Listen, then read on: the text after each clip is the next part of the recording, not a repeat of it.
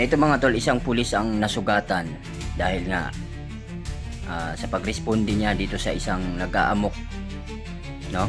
At sa kasamaang palad nga nataga itong ating pulis na ginagawa lamang yung kanyang tungkulin.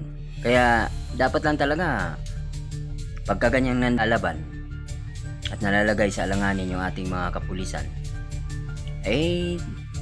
tama lang yung sinabi ni PRRD noon, putukan nyo na yung mga nanlalaban, kaysa malagay sa alanganin ang buhay ng ating mga kapulisan.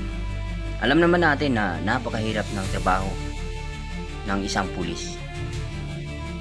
Kaya dito sa pulis na to, sir, saludo po ako sa inyo. Sana maging okay po kayo agad. Yung mga kagaya po ninyo ang dapat sinasaluduhan. Maraming salamat, sir.